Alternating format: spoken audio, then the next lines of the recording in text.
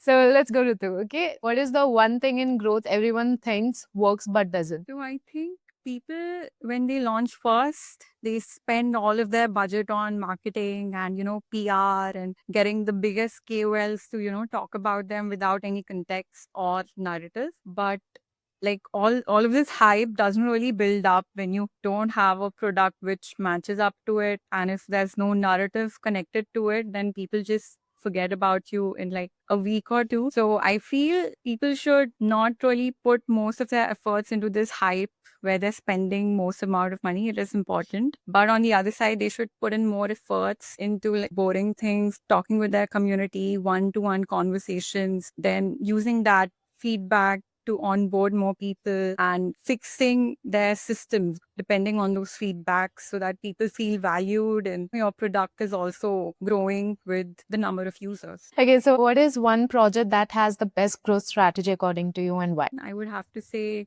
Kaito. I just got off on a call with them yesterday with the team. So I feel what they've really built is so powerful. They have two main products and both of them really like capture information in its very right sense, right? So I don't think even Twitter Analytics can compete to Kaito Analytics at this point. And it's not just Twitter, right? It's also on their pro panel, you can also manage data about your project across the whole internet. So I think that's pretty powerful as well.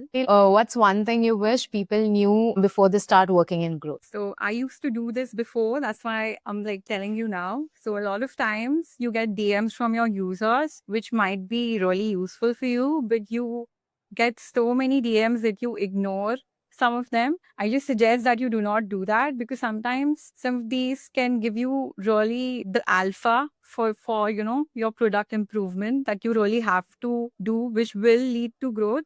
Everything is sort of tied to that. So you need to focus on these feedbacks a lot. Some of them might not be that useful, but a lot of them are very much useful. So yeah. So if the project just starting out, what should they do to get their first 1K users?